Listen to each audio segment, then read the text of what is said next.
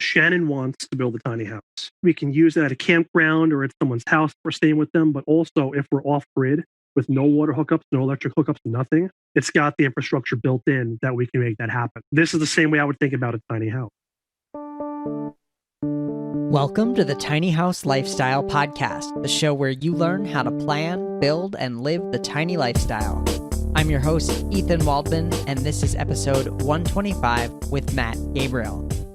Sometime around March of 2020, I went to the grocery store to stock up on some things, and I discovered that most of the staples like flour and rice and beans and toilet paper were out of stock. You may be able to relate to my experience, but my guest, Matt Gabriel, cannot. Matt is a prepper who specializes in outdoor survival skills, and he's here to help us get into a prepper mindset so that we can learn to survive and thrive in whatever situations nature throws our way, and how to do it while living tiny. Stick around.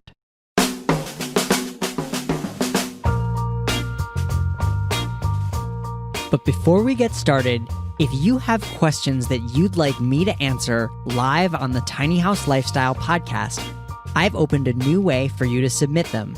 You can now record a question to be answered on the show. To submit your question, head over to thetinyhouse.net/ask and hit the appropriate button. Again, that's thetinyhouse.net/ask, where you can record a question for me to answer on the show. I love hearing from listeners, and I can't wait to answer your tiny house questions, whether it's building, living, or anything related to the tiny house lifestyle. Everything is fair game. Head over to thetinyhouse.net/ask to submit your question today.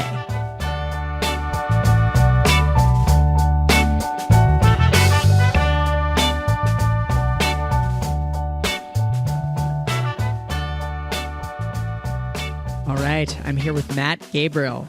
Matt, Animal Man Gabriel, began developing a love of outdoors as a young child. When he was 11 years old, his father bought him a survival manual, Tom Brown's Field Guide to Wilderness Survival, and so began Matt's lifelong obsession with survival skills. Matt began practicing and trying to duplicate everything from the book that he could on weekends and after school. As an adult, Matt attended 2-week-long professional survivor courses that proved instrumental in forming the core of his survival repertoire. He then spent years increasing his knowledge and experience level by practicing and experimenting on a daily basis. In 2015, Matt felt the calling to begin teaching, so he began posting videos on YouTube. Today, he travels throughout New England sharing his skills. Matt Gabriel, welcome to the show. Hey, thanks so much for having me, man. Nice to be here. Yeah, great to have you. So I was hoping to start off because, we got talking about doing this interview right around the time that the pandemic was hitting. Yep. And, there was a lot of kind of increased awareness and talk about preppers. Do you consider yourself a prepper? And also, what is a prepper? Actually, let's start there. What is a prepper? What is a prepper? It really depends on who you ask. In the survival, among survivalists, we have this saying, every answer is, it depends. It's always, it depends. Depends on so many things. So a lot of people, unfortunately, know about preppers from those shows like Doomsday Prepper and things like that kind of cast preppers in a bad way, in a bad light. They look at preppers as crazy people and hoarders and things like that. And of course, yeah, there are some people that are like that, just like with anything. In any category of people, there are some people that kind of go over the top with it, that might make that group look bad or fall into a stereotype, But for me, I'm kind of a hybrid. I'm into preparedness. I love bushcraft. I'm a hunter. I'm a fisherman. I have trapping skills. I love primitive survival skills. All these different things, and to me, they kind of blend together into my individual skill set. So yeah, I consider myself a prepper, but I don't go out and scream it and run down the road and scream at the top of my lungs. I'm a prepper. You kind of have to be careful who you let in on this stuff. I'm kind of in a rough spot because I'm on YouTube, I'm on Instagram, I'm on Facebook, and I post my videos and things like that all the time. So a lot more people know me that would know, if you were a prepper, Ethan, and you weren't doing a podcast about prepping. Like, a lot of people, obviously, but they probably wouldn't know unless you told them you were, Sure. So what is it that you're prepping for? That's another thing that bothers me, because you watch those shows and they're like, we're prepping for the super volcano or the zombies. That's the big one, the zombies. I try not to fall into one of those traps where you're preparing for one specific thing. I kind of look at it like it's an insurance policy, but it's a physical insurance policy, and it could help you with anything. I mean, when I get into the meat and potatoes of what we're going to talk about, I'll talk about different possibilities of things that could happen and what you can prepare for and why. Um, but I prepare for anything. Okay, so it's just kind of a general sense of preparedness of like not having power for a period of time or not having access to water, or like, correct me, is this true? Yeah. So those are on the list. Yeah, for sure. To make you understand it better, I should probably go in order, Sure. because I have some notes that I was writing down when we were going to do this a few weeks ago. Yeah, let's do it. So to start like from the top, I'm sure a lot of your listeners are wondering, how do I fit in with the tiny house lifestyle? Sure. That's the thing. Ethan and I met at our friend Deke's tiny house summer camp, probably in 2016, right? Yeah, it's been a couple years. And Deke has me come every year. Deke and I have been good friends because our kids go to school together. And he asked me to go and teach wild edible walks and an archery tournament, which is always like tons of fun. I prepare the bonfire talks sometimes, and I do primitive fire demos. And I did a smelting demo one time with aluminum cans, which was kind of cool. So like, I wasn't sure how I was going to fit in. And I went the first year, and everyone was like super into it. And everyone was just so awesome and so cool. So he's had me back every year. And I do think that there is a definite overlap with prepping and survivalism and the tiny house living. I kind of feel like, and a lot more about tiny house people than I do. The little bit that I know is from my fiance Shannon and Deke and all you guys at tiny house summer camp, pretty much. So correct me if I'm wrong, but I kind of feel like self-reliance is a big part of it. Less of a footprint is a big part of it. Saving money is a big motivator. And for me, I don't know if you've ever heard of, you know what bugging out is? You ever hear that term, bugging out? Well, I've heard the term like having a bug out bag. Yeah. Okay. There's also things like bug out trailers, bug out campers, bug out vehicles. If you've got a tiny house on wheels, that's a ready-made bug out trailer if you design it that way. But it definitely could be. So that's kind of an interesting concept thing. So I think there definitely is overlap. And, I run two businesses here. The survival instruction is one of them, but also I have about 100 exotic animals here that are mostly rescued or adopted. And I have crocodiles and snakes and lizards, all kinds of furry animals, tarantulas, and I do educational programs with them. And a lot of people would think, what a hypocrite. He takes care of these animals, adopts them, but also he teaches how to hunt. He's a hunter. And you might wonder, like, they're kind of like opposites. But for me, each one kind of complements the other and makes the other one better. I use my survival skills to forage wild edibles to feed my animal all the time. And that saves money. It's healthier. It's fresher than stuff at the supermarket, for example. I have backups for our power in case power goes out, because the reptiles have to stay warm, So my businesses kind of complement each other. Now, why is prepping a good idea? Most of us have various insurance. We have, health insurance, homeowners or rental insurance, business insurance, life insurance. It goes on and on and on. But for me, if you look at the bare necessities of what we need to survive, as the human animal, we don't need all these digital insurance policies. What we need is food, we need water, we need shelter, and we need some way of making fire. Fire kind of fans out into energy and heating and all this other stuff, but those are the main four. It's, food, water, fire, shelter. So having preparedness skills and survival skills is in many ways the ultimate concrete physical insurance policy. And when I bring it like that to people, it kind of opens their eyes a little bit. I mean, what are your thoughts? Does that make sense to you? Yeah, no, it absolutely makes sense. And I'm just reflecting on you know, how behind I felt as this whole thing was hitting. Like, you know, I like heard about it well in advance of when people were like going crazy buying stuff, and I was like, Yeah. I don't need to be crazy and go to Costco and buy a bunch of extra bulk food kind of thing. But by the time I was like, oh, this could really be like a thing, and I might not want to go to the grocery store for a month or two, you know, so was everyone else. Yeah.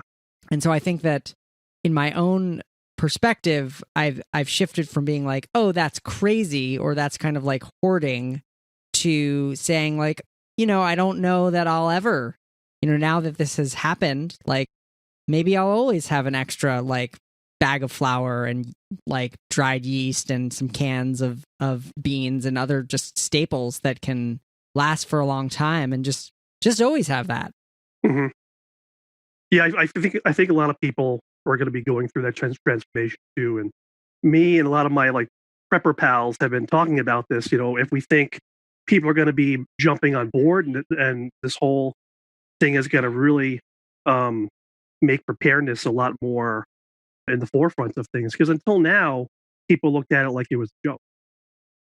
And I don't know. I'm really not sure, because I think people will only go so far with it. Most people, like you said, like you'll get maybe some extra TP, some extra beans and rice and first aid supplies and stuff like that. And that helps up to a point, and yeah, it's a good thing to have it. But then there's that extra jump to learning how to be self-reliant and not even needing to resupply. Yeah. So, and that's the jump that many people are not going to take. Let's talk about that jump. Like, what do you see? What do you see as being part of that jump to self-reliance? What are some things that you teach, or that you know, if I was like, all right, I've got my TP, I've got my rice and beans, I want to learn something now so that I don't have to go back to the store. Okay. So if you think about the things that you actually need and use every day, food's top of the list. Everyone eats every day, unless you're doing some kind of health fast. Basically, everyone eats every day, right? Everyone's going crazy buying guns now and all that stuff. And hopefully you never need to use that in a defensive way. But if you look at it, like everyone's spending all this money on bullets and buying new guns and stuff, and they're probably never going to use them. They probably don't have training to use them anyway. Sure. And it's like, but you need food every day. That's a really good point. And then I think that like we can easily get caught up and basically fall into like a marketing and sales trick. Like, yeah, like, you know, there are a lot of guns. They're like, people probably don't need more guns, but they're feeling the need to buy them, and they're spending their money on them. When guns are sexy, man.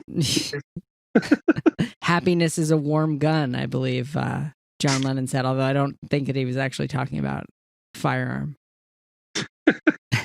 But no, I think it's like people get into this whole mentality where they love gear. They're gear snobs, and they call it tactical. Everything is tactical.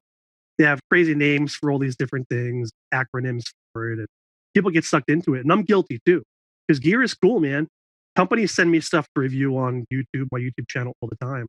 And sometimes I'm like, yeah, if I think it's a good piece of gear and I've heard of them. Other times I'm like, nope, can't do it. But yeah, so like the food thing, okay? So instead of trying to stock up, especially with tiny house people, if you have limited space, you know, instead of trying to stock up and do something like copy canning. You ever hear of copy canning? No.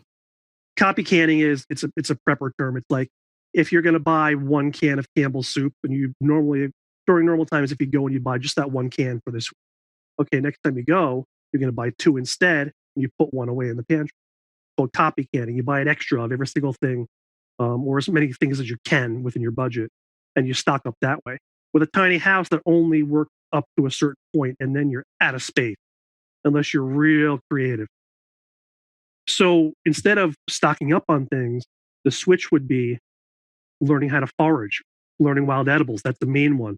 Do a lot of tiny house people tend to be vegetarian or vegan? I mean, you probably know better than I do. I know a few that are, but is that a big thing? I mean, I can't speak for all tiny house people. I think that there is certainly a subset of the tiny house movement who are very concerned about, climate change and being environmentally conscious. And I think that within that group, there are a lot of people who choose not to eat meat environmentally or for other reasons. But I would guess that there's probably a higher percentage of vegetarian and vegans in the tiny house movement than there are in the general population. But I don't think that it's like a requirement. A major percentage. Okay. Yeah. Okay. All right. So yeah, learning wild edibles, wild medicinals. There are plants and trees around everywhere in North America that, like, if I took you in a plane and dropped you out and dropped you off the plane, you can walk and find 3 out of the 4 of these top 4 plants anywhere in the country. What are they? Grass, which people don't think of. Grass is edible and medicinal. Cattails, pine trees, and oak trees. Those are the top 4 to know, because there are parts of them that are edible all year round, medicinal all year round, and you can walk and find at least 3 of them anywhere in the country. And around here in New England, they're everywhere. I have 3 out of those 4 in my yard, and then cattails are right down the block. So those are the top 4 to know. But I always tell people, start with 3 books, 3 wild edibles books, and you cross-reference. That way, if one of the books has an error, you don't screw up and get sick or poison yourself. You check all 3. I had somebody teach me, so I kind of had a jump start on that, but I didn't really pay attention. I was being a jerk. I wasn't paying attention at survival school, so I wanted to learn all the sexy stuff, how to make a bow and how to make spears, playing with fire. And I went home and I was like, what do I want to do first? And I was like, dang it, every single skill, if I learned plants and paid attention, that would help me with all of them. So in many ways, plants is kind of where it's at. But learning these plants, man, and a lot of them, they're around and people think they're weeds. Most of our weeds, the most common weeds, are actually very nutritious and highly medicinal. And people yank them out because they want just that green lawn. I don't know what it is, people on their lawns. I don't get it. So are you kind of, when you talk about these plants, are you suggesting that you could survive on them solely, or that you could supplement what you have to kind of extend? Supplement for sure, easily. But pine tree inner bark, for example. Have you ever heard of the Adirondack Mountains in New York and the Adirondack Indians? Yeah, I can almost see the Adirondack Mountains from where I'm sitting right now. They're right Dude, across that's the awesome. lake. Yeah. Okay. I grew up in New York, and I went to college at SUNY New Paltz. But my uncle growing up had a hunting lodge and property in the Catskill Mountains, which is south of the Adirondack. But family friends were up in the Adirondacks. They have a cabin there, and we go there all the time. The Adirondack Indians, they were named that by neighboring tribes. It's like derogatory. It means bark eater. It refers to them surviving most of the year off just the inner bark from pine tree. Wow. So that right there says a lot. And I've eaten it. It's not bad. What's it like, and how do you prepare it? It's an acquired taste. So if you go to a pine tree, if you look at a large tree, a very, very large tree with some girth to it, the bark looks kind of crumbly and scabby at the bottom. But if you look higher up and if you look on the branches, it's smooth and the bark is thinner. That's where you look, and you take a knife blade and you slice a strip off. You never want to girdle around the tree because that'll kill it, or around a branch, unless you're harvesting the whole branch to use for other things too. You always have to be responsible with this, but you take one long strip and you can then separate that inner bark, which is kind of off-white, from the outer bark. And the outer bark, you can make waterproof containers out of it, do all kinds of crafts. You can weave baskets out of it. It's awesome on its own.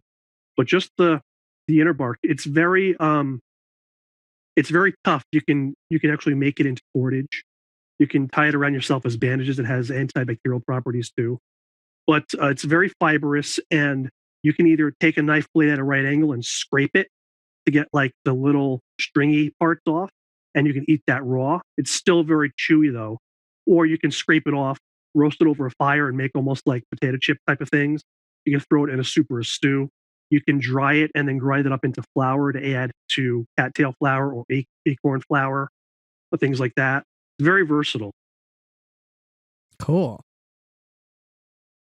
So just knowing things like that, I mean, you can supplement your diet with just pine tree bark. And although it's not going to taste awesome, a lot of wild edibles kind of taste bland. But if you're mixing it with food you have stored, all of a sudden all of your food goes much further. You know, that's Sure. one way to think about it. Yeah, I'm just, my wife and I will forage, I think, for like maybe like the sexier things like chanterelle mushrooms, Yeah. or like we'll look around for morels. We've only ever found like one or two. Ramps in the spring, Okay. fiddleheads, the kind of like they've almost been like become fetishized, like wild foods. Yeah, like you can get fiddleheads at Whole Foods. Yeah, and they're expensive, and same with ramps, and same with chanterelle mushrooms. You ever see burdock root at Whole Foods? Well, we don't actually. There is no Whole Foods here in Burlington, but we do have a couple of local like health food stores, food co-ops.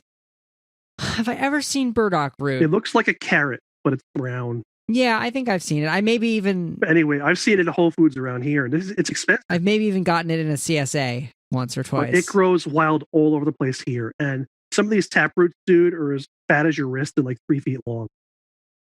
Yeah, and that's actually we had a friend who was into this who took us foraging for cattail rhizomes. Okay. Is that the same thing? No. Okay. A rhizome is a horizontal underground root, just like grass has, because cattails are a member of the grass family. Okay. So just like grass, they have the underground root that goes kind of horizontal to the surface, and then at certain points it pops up, sends up a new shoot that'll become a new cattail plant. And then the new shoot, the new rhizomes look like a little white horn. You call those corms. You can just rinse those off and eat those raw. They taste like cucumber. Nice. Yeah, we were tromping around in the woods, I think in like spring, reaching our hands into like recently thawed mud bogs, like so cold, like the coldest. But what, like, say more. Sorry, we're like jumping all over the place, but that's okay, man. It's awesome. Like, so burdock root is one. What are some of the other kind of taproot type things that you can forage for? Taproot, and then Queen Anne's lace, which is wild carrot, is a major one. I have them all over my yard, and people don't know. People, like, you would dig it up and be like, "Oh, it's not a carrot; it's white." Well, wild carrots are white. So those are like the main two that I go for around here: wild carrots, and then the burdock. And then there's a lot of little herbs. And what about greens? Yeah, there's a lot of smaller things like I'm considering writing a book about very common plants in people's yards that are weeds. And I started making a list. I'm like, yeah, I'll probably do like 6 or 7 or 8 of them. My list's got like 16 of them on it already. And they're all in my yard right now. You've got like pokeweed, chickweed, milkweed, anything with weed in it, anything with weed in the name generally is very nutritious and probably medicinal. But it's got weed in the name. You know, I've been over family friends' houses and family members' houses, and someone asked me like what this was, and I'm like, oh, it's pokeweed. Next thing I know, she yanked it right up. I'm like, dude, that was edible and medicinal. And we were at a family friend's house. They had milkweed, and I was looking at him like, oh, dude, your milkweed's beautiful. He's like, what? I'm like, it's milkweed. Look at all the monarch butterflies and everything. And next thing I know, next time I came over, it was gone. Milkweed was gone. So now I keep my mouth shut unless they ask. You have to like you have to rename things like that's the butterfly plant or something. Yeah. Like, yeah. That's monarch greens. Yeah. So I wanted to ask actually about probably the most known and common, like the most identifiable thing that we all think of as a weed, which is dandelions. For sure. So I know people make dandelion wine. Oh yeah, and wonderful. Now the dandelion greens are also edible, right? It's every part of it's edible. Wow. Yeah. You just have to follow the preparation rules. So yeah. So the just the flower petals, you can pull the petals off or have a kid help you and mix them into pancake batter, mix them into muffin mix, whatever bread, whatever you're making to add nutrition and pretty colors into whatever you're making. The whole entire flour heads.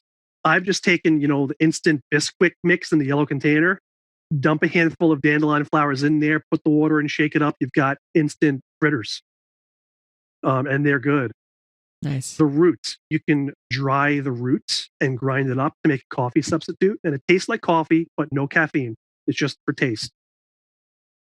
Just for people that have that habit, they've got to have their cup of coffee. You're cheating yourself out of the caffeine there, but it's better than nothing. Yes.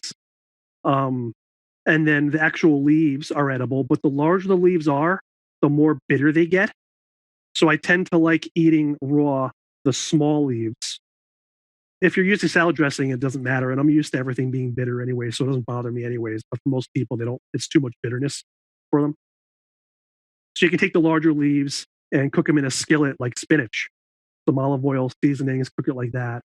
And then the coolest part that most people don't know about is if you yank up a dandelion, you lop all the leaves off and lop the root off. That one little nub between where the root starts and where the leaves come out, you put that in a soup or a stew and cook it. It's like a little baked potato.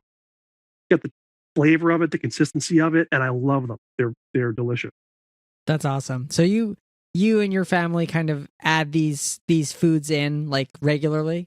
Not as much as I should, but yeah, we do, and I try to. And I go out on excursions by myself with either just a knife or a knife and a flint and steel and a water bottle, and I practice my skills. I've got a survival camp with a wigwam that I built that I go out to, and I practice my skills there.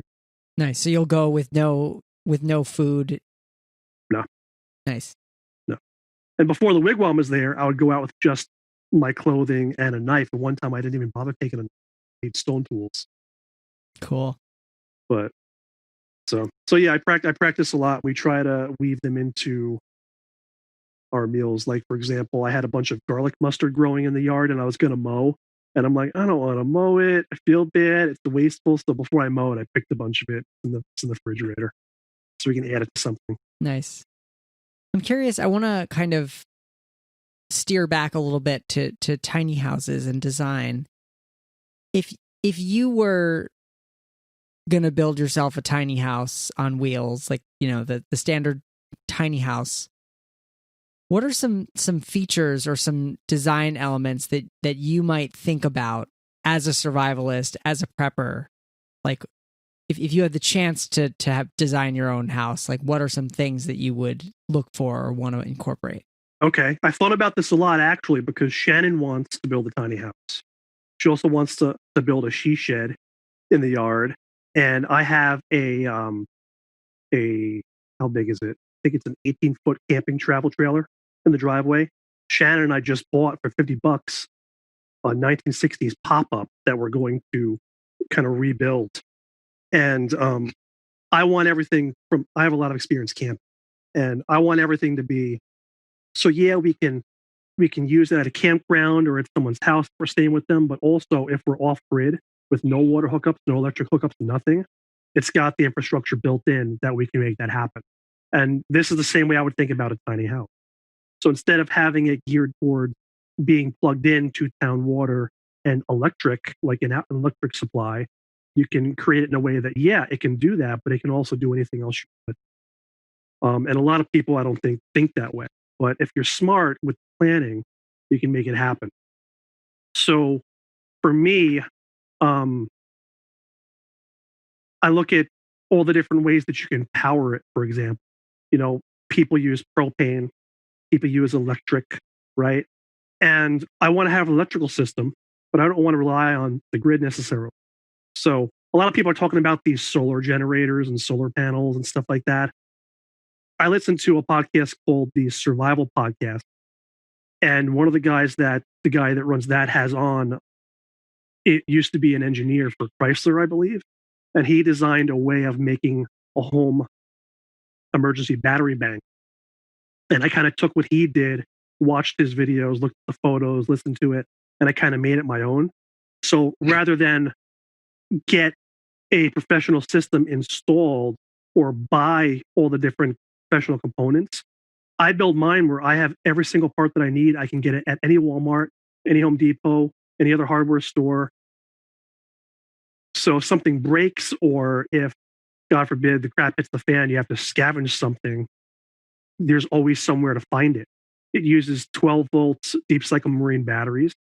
I actually have 2 battery banks in my house. My big one downstairs has 3 um, Group 29, which is the second largest size marine batteries.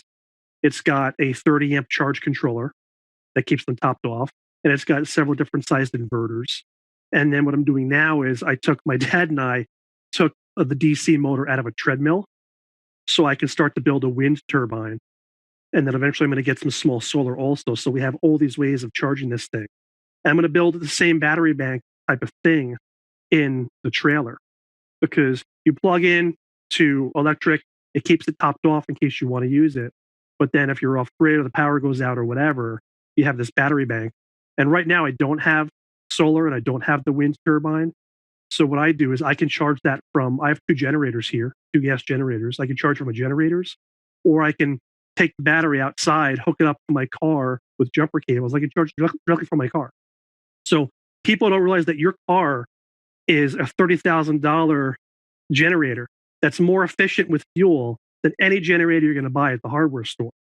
All you need is an inverter. And most people don't know what an inverter is or what it does. But that can power most of the stuff in your house. It can power your fridge, it can power your lighting. It's an amazing prep to have, and one of the first ones I recommend getting.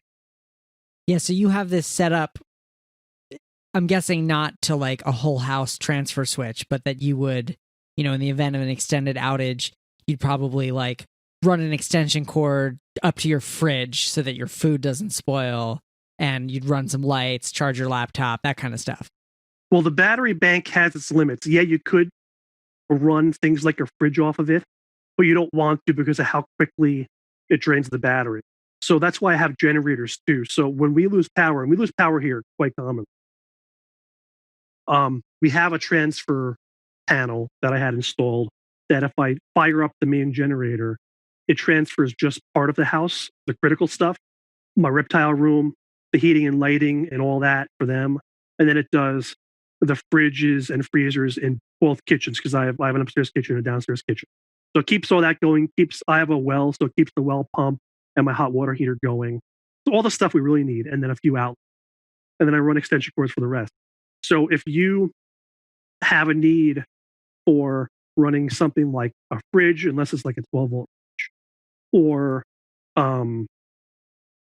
a waffle iron or a hair straightener or an air conditioner, or people need their coffee makers, that's something that would be a candidate for having a small generator as part of your setup, and a 5-gallon can of gas.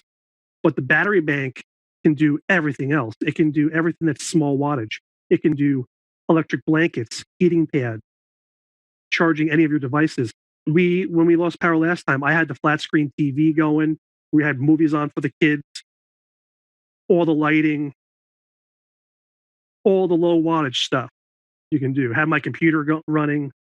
So that's what the battery bank is for. And then you just charge it up as, if you need the generator on for an hour so you can cool down the fridge, all you need to do is put it on for an hour twice a day, and it keeps the fridges and freezers cold. But during that hour, you also recharge the battery bank. So if you think about it that way, like if you're going to be using your car for this with an inverter to keep your house going, the average car only at idle burns maybe a quarter gallon of fuel. Mine does. I'm sure they're all different, but a quarter gallon. If you're doing that twice a day for an hour, your gas goes a long way. And I store a lot of gas too. Yeah.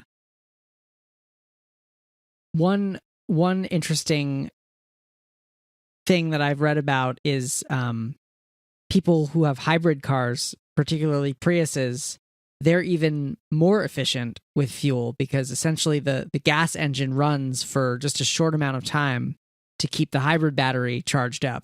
Yep. And then the hybrid battery keeps the 12-volt battery chopped up. And so I've read some stories about people who kept their fridges powered through, like I believe it was through Hurricane Harvey, 7-8 days without power, and they only had the gas that was in the tank of the Prius, and it used not very much. All they had was just an inverter hooked up to the Prius. That's awesome. Running in the driveway. Yeah. That's awesome. So yeah, the hybrid car is truly a generator on wheels. Yeah. So I would say like especially if you're going to have a tiny house on wheels and you're going to be pulling it with a vehicle, you're going to be pulling it with your car or your truck that runs on gas, then have a generator so you can run the large things you need for your tiny house for convenience, but then also you can recharge your battery bank directly from the car. If you've got 20-foot jumper cables, you don't even have to unhitch the tiny house. You can just have your car idling, pop the hood, hook up the cables, recharge your battery bank, and you're good to go. You don't have to do a whole song and dance to do it. So you mentioned that like the battery bank is one of the first kind of preps that you advise. What are some additional ones that you like to tell newbies? I think you should have 2 different ways for cooking and 2 different ways for heating. And I don't mean 2 different electric ways, like not like an electric range and then an electric hot plate. I mean 1 electric, 1 propane, that type of thing. And I love propane too, just like you can get gas cans and you can get gas anywhere if you need to, no matter where you are. You're going to find someone that has gas, or you can commandeer gas. Same with propane. Everyone's got a 20-pound tank on their grill behind their house. The campgrounds, they sell them, they fill them there. So like both of my trailers, the one that I use now has 2 20-pound tanks, and then the new one doesn't have any yet, but I'm going to install 2 20-pound tanks on there. That way, using one's on deck. If one's totally depleted, you work off the second tank while you're getting the other one filled. And so propane is great. You can have an electric heater for when you're plugged in somewhere, but then if you go off grid, use the propane heater. And then the same with cooking. Nice. And these are definitely things that people can think about as they're, building or planning a tiny house. Right. That's my plan with our small trailer, is to have 2 ways for each of them for redundancy. Overall, the first thing that I always tell people they need is the bug out bag. That should be like the number 1 thing you do. Well, what is it and what's in it? Okay. So if you don't know what bugging out is, we'll start from scratch here. Bugging out is if something bad happens, which could be anything really. You want to have everything that you need to live off of for at least 2 to 3 days in one location. That's the big. So when I teach this to kids or teenagers, a lot of libraries around here before the pandemic would have me over the library to teach teenagers survival skills. And I go through with them, like, what are the things that you need every day? And they'd be like water, food, my cell phone, things like that. So I'm like, okay, then that's what goes in your bag. And one of those little batteries to charge your phone, extra charging cables for your phone, a 12-volt charging plug, and the wall outlet charging plug, both should go in there. Bottle of water, food, a change of clothing, all the basic stuff. So that's the basic stuff, but then it kind of mushrooms out from there depending on how prepared you want to be. But basically, it's everything in one spot. And, emergencies, crap hitting the fan for you might be different than crap hitting the fan somewhere else in the country for someone else. It's not always about the zombies, man. It could be pandemic. Sound familiar? It could be riots and social unrest. Sound familiar? Getting out of there. It could be nuclear, natural disasters. It could be the problems with the economy. It could be, do you know what an EMP or electromagnetic pulse is? I've heard of it. Okay. So that's the thing that the sun gives it off from time to time, but also nuclear weapons. If someone shot one into the atmosphere and set it off, that can set off a pulse that could possibly mess up cars, electronics, and stuff like that. So things like that. But then also, people don't think about like a death in the family is a life-changing event for you. That's crap hitting the fan for you. If you're really sick, like if you or your family member gets cancer, if someone loses their job, I had to close down my businesses because of this in March. So I'm just collecting unemployment now. My whole, I don't know if I can even get it started back up again. But, and I've had things happen where I had a bug out bag packed when my ex-wife was pregnant with my son. She got hit by a car when she was pregnant and her car got totaled. And I got the phone call and I rushed over there and I had my animals in the back of the car. and I was supposed to drop them off at home and then meet her at the hospital. And I was so freaked out. I couldn't remember where I lived. And I couldn't remember where what animal went in what cage. And this is something I do every damn day. That's how much people freak out. So having all your stuff in one spot and just one thing to grab can save you time, save you stress, and save you not having things when you need them. No decisions. Yeah, yeah. That's what it's all about. And that's like a real world scenario that happens to people so they understand. But if you need to evacuate for some other bigger reason, that bag's got your back. It's there. And people keep them near their back door. Some people keep them next to their bed or in their closet. There's different varieties of these too. I have what's called a get home bag that stays in my car underneath the trunk, locked in there all the time. That's a bug out bag. What do you keep in there?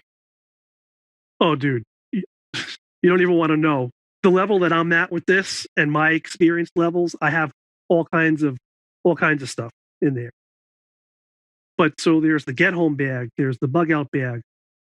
If you want to do one level higher for a bug out bag than just basic stuff, think about what you would take on a weekend backpacking trip. And that's the stuff that would go in there. You know, all that stuff to be self-reliant.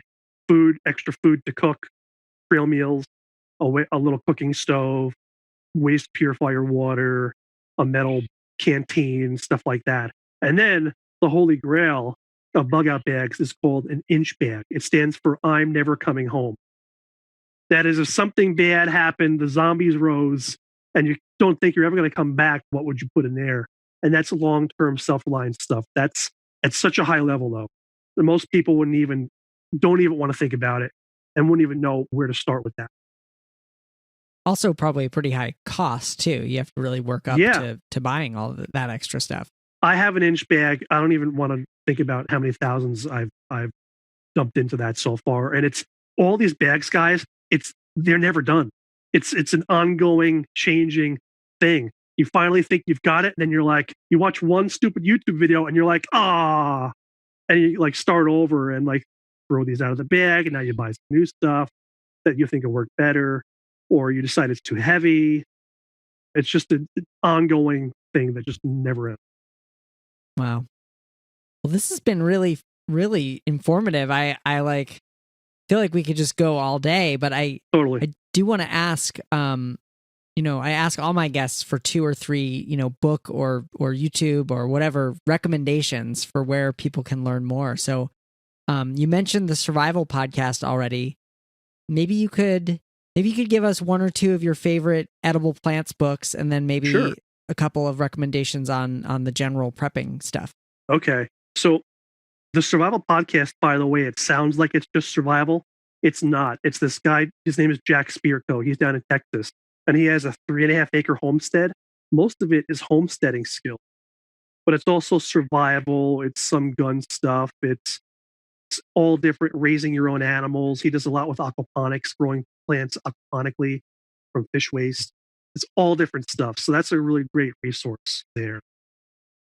For hardcore survival skills, the best book is the one that I got when I was like 11, Tom Brown's Field Guide to Wilderness Survival. It's still, and I have all kinds of books, guys. That is still by far the best one that I've ever read. Not even come close to it. And then for wild edibles, there's a bunch. Stalking the Wild Asparagus by the famous Yule Gibbons is great. Barge's Harvest by Sam Thayer is great. Peterson's Field Guide to Wild Edibles is great just for identification. And then Tom Brown also has edible and medicinal plant book, which only has a few dozen in there, but he really goes into a lot of depth and tells stories about each one. Nice. Are there any apps that can help in the identification of wild plants and edibles? Yeah, I have one on my phone. It's by the guy. He has one of the best plant books too. Like, it's right there in my bookcase. Identifying and Harvesting Edible and Medicinal Plants. It's by Wildman Steve Brill. Okay. I don't know if anyone in your audience have heard of this guy. This is the guy that got arrested for eating a dandelion in Central Park. He has an app, a free app. I think it's free. I don't remember. I've had it on my phone a while. But he has a phone app with all these really nice images and descriptions of these plants. Cool. So that's kind of cool. Awesome. Well, Matt Gabriel, thank you so much for your time and sharing your knowledge today. This is like a whole new world of stuff to think about. And I hope that people who are planning tiny houses and, think about how they can incorporate some of these things into their designs. I hope so too. Thanks so much for having me, man. This is fun. Thank you so much to Matt Gabriel for being a guest on the show today. You can find the show notes, including links to Matt's YouTube channel at thetinyhouse.net/125. Again, that's thetinyhouse.net/125. And don't forget to submit your questions for the Tiny House Lifestyle podcast to be answered live on an upcoming episode.